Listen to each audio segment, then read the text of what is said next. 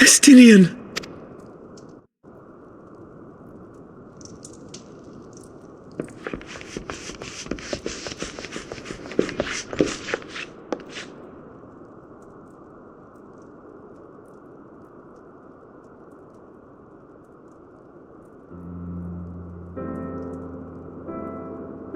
Cease your mewling, boy. It grates my ears.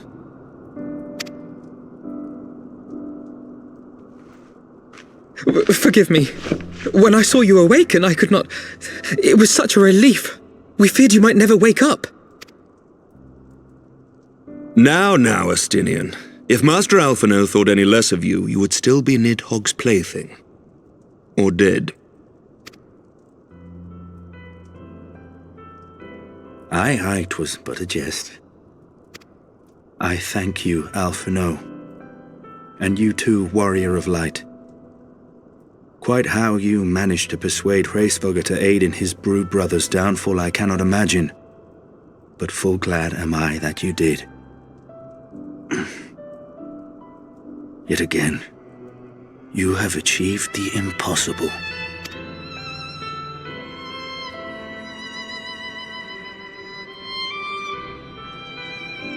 I, for my part, owe you an apology. When last we met, I did willingly loose an arrow at your heart. Can you forgive me? There is naught to forgive, Hameric. You but acted in defense of Ishgard as is your duty. Were you any less single-minded about it, I would not follow you into battle, nor trust you at my back. Besides, I had come to the selfsame conclusion, that I would have to perish for Nidhogg to be stopped. So let us dispense with the hand-wringing. I have heard enough mewling for one day. Oh!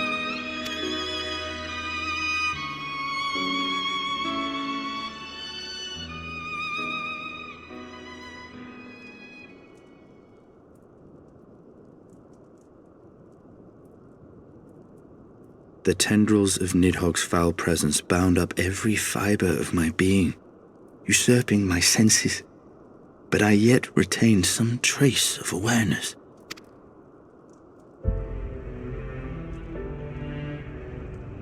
The worm's mind was as a vast and tumultuous sea.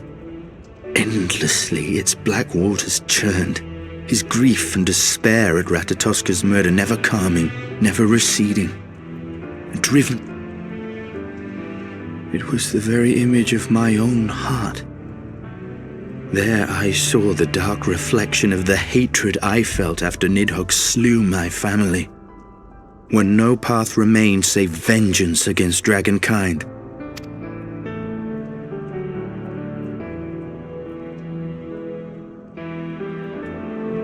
Neither one of us had a choice.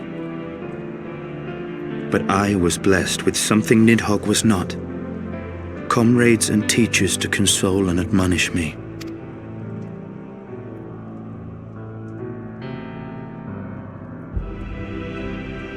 Had I not had them to gainsay my obsession, it would surely have consumed me as Nidhogg's did him, and we would have been in all respects alike.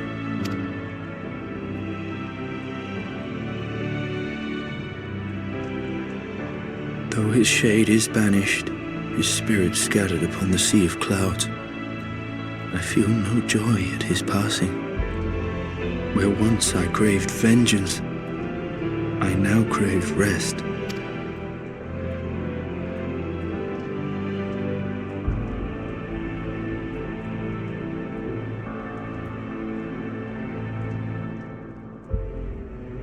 Lord Commander, my hunt is at an end. I would lay down the mantle of Azure Dragoon. My friend.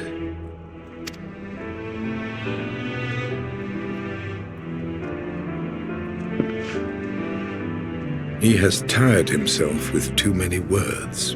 I doubt not that he will make a full recovery, but he must be allowed some few days of quiet.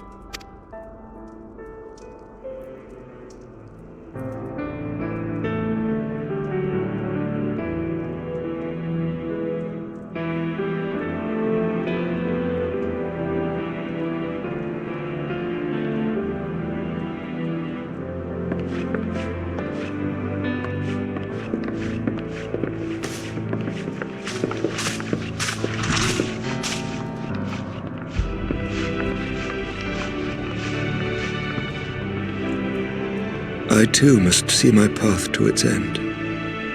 Sleep well, my friend.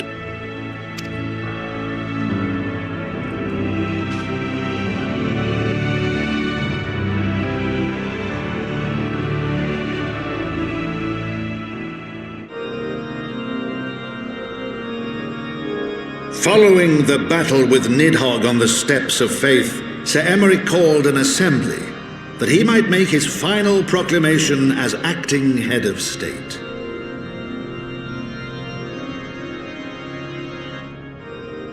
"'Twas there, with one decree, that the 1,000-year rule of the archbishops was ended, paving the way for a new republic.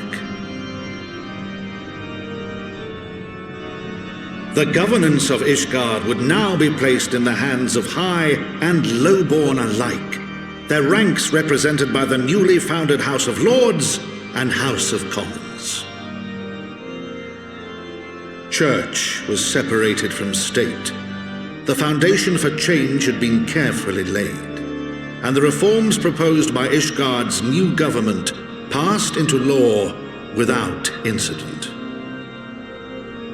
His duty done, Emeric de Burrell gladly stepped down from the Archbishop's dais, only to be raised unto the highest seat in the House of Lords.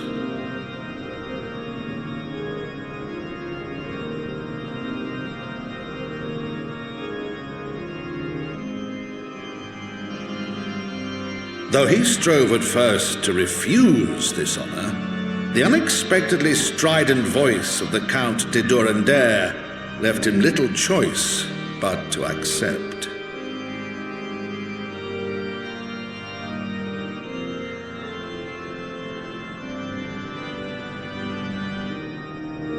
And so it was that the winds of gentle revolution came to stir.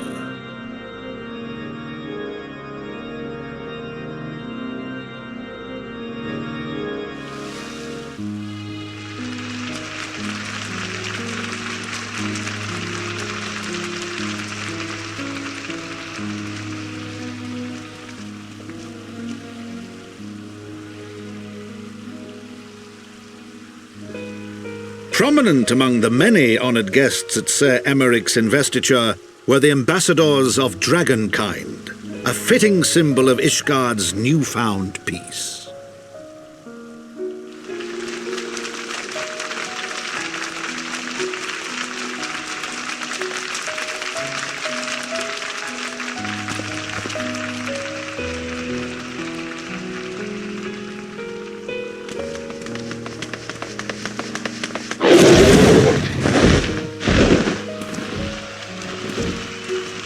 The people looked on in awe as he soared through the heavens on dragonback, and by their cheers did they hail him an azure dragoon for a new age.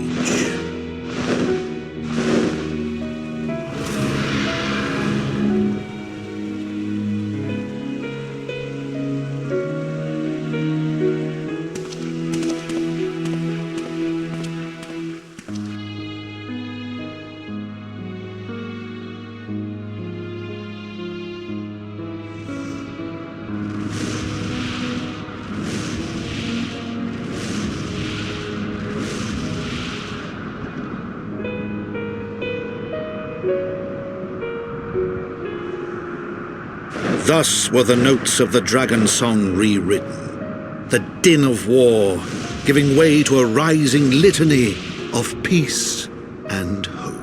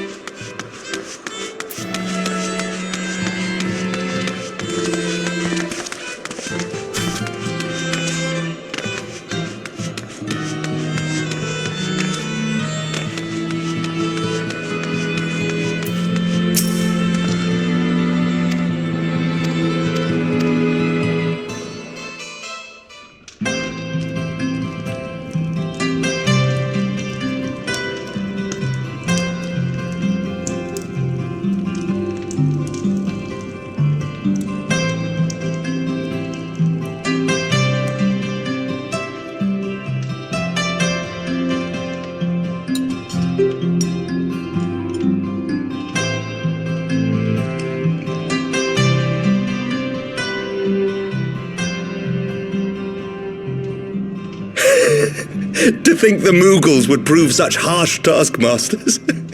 Forgive me. I did not know you had suffered so in your quest for the horn.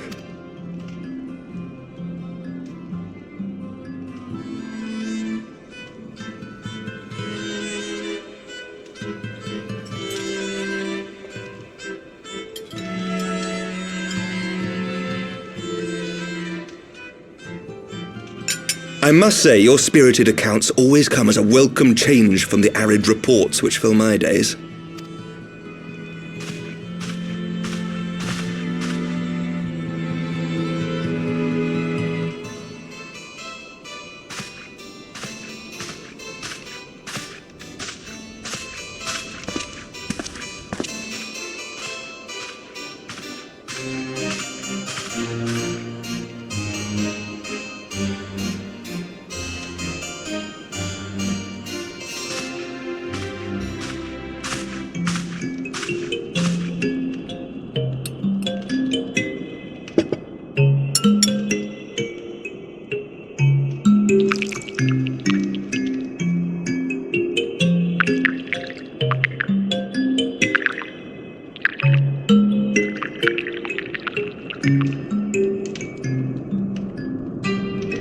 Though I have lived in these lands my entire life, to hear you speak of them, there is much and more I have yet to see. Truly.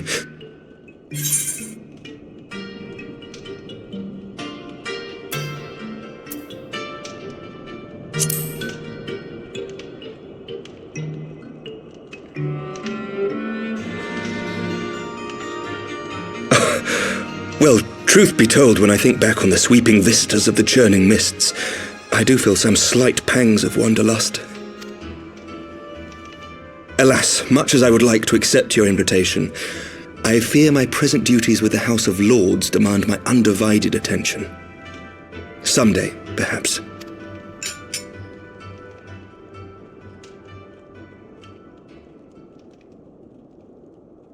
By your deeds, you have helped us to lay the foundation for lasting reform. The formation of the Republic is but the beginning. For it is not only our system of governance which must needs change. We, the people, must learn to let go of our hatreds and rise above our bloody past. I only pray that I live long enough to see us achieve some measure of success, that I might know the lost did not die in vain.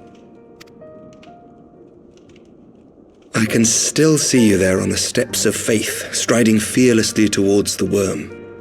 If you could do that, who are we to balk at the challenges ahead?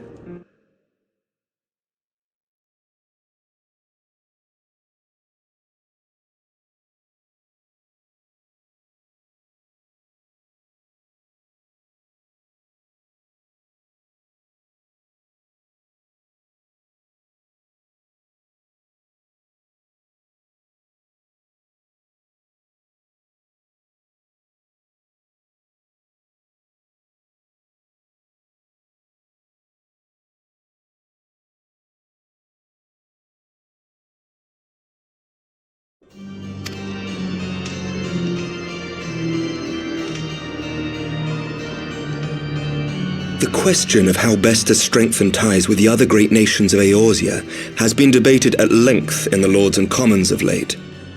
As you may imagine, maintaining stability during this period of historic upheaval is our paramount concern.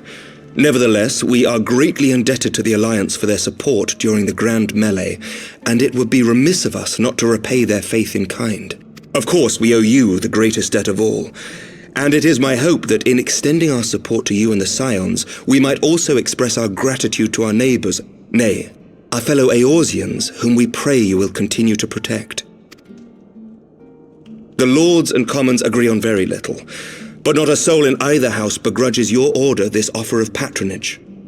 For all you have done and will do, we thank you.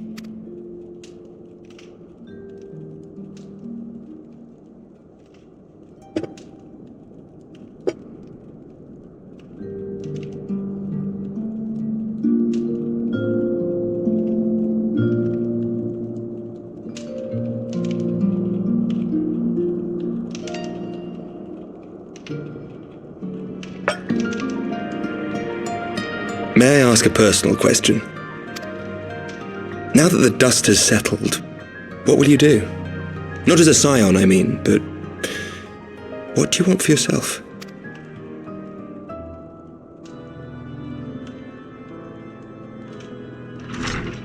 Lord Commander, pray forgive the interruption. News from House Fulton? An urgent message for the Warrior of Light. I was instructed to deliver it without delay. Master Thancred returned to the manor a short time ago, bearing an injured maiden. Master Leveilleur and Mistress Tataru are tending to her wounds, but they like not her chances. Respectfully, my lord, they have requested the Warrior of Light's immediate presence. You must go to them, my friend, and I shall go with you.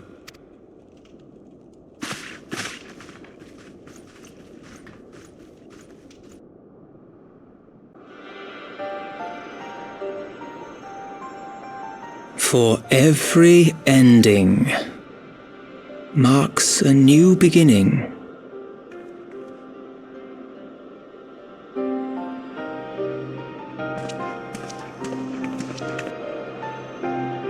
From tragedy and sacrifice, we rise to greet a new dawn, as did she.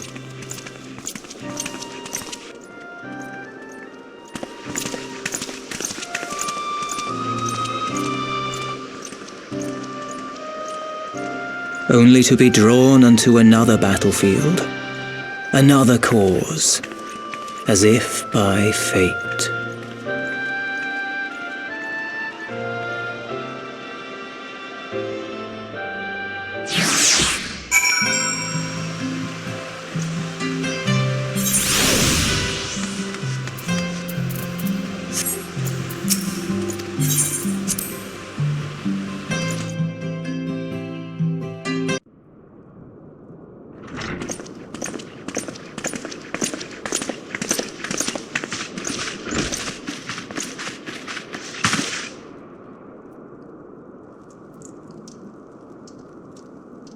Yes.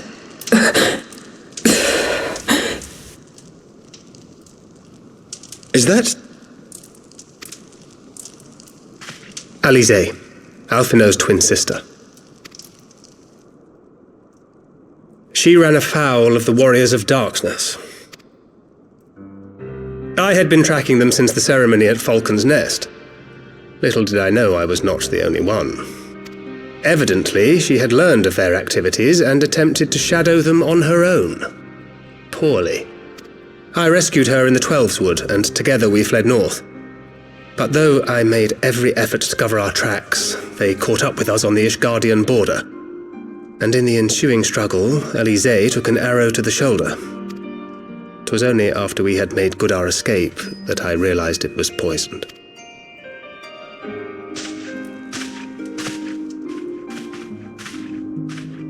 Thank you for coming so quickly. And you, Sir Emmerich. Think nothing of it. How is she? We have done all we can for now. Although the immediate danger has passed, the poison yet lingers in her blood.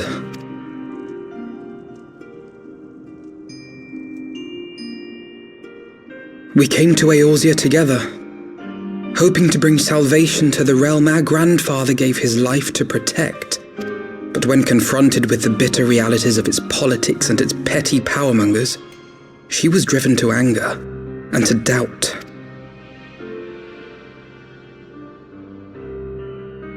She refused to become embroiled in what she termed Eorzea's squabbles and distance herself from the Scions. Though she remained hopeful of a brighter future, she would walk her own path. Would that it had not been so perilous.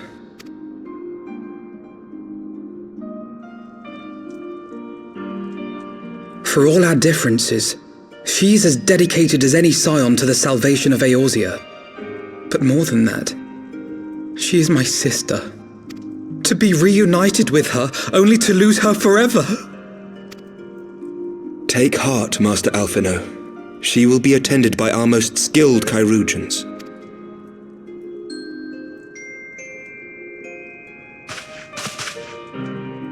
Bear Mistress Leveilleur to the infirmary at once. Apprise Captain Whitecape of the situation, and inform him that she is to be treated as my personal charge.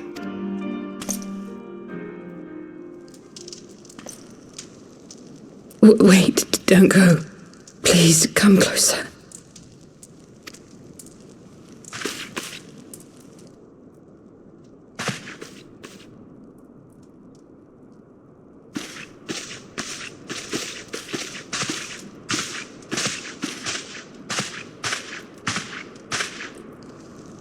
The warriors of darkness are in league with the Ascients. Slaughtering the primals is but the first step in their plan. They make for Zelvatol to bring about Garuda's summoning and to kill her.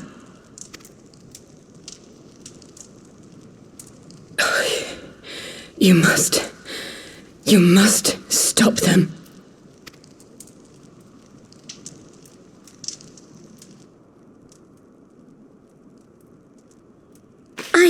I shall inform the others at once.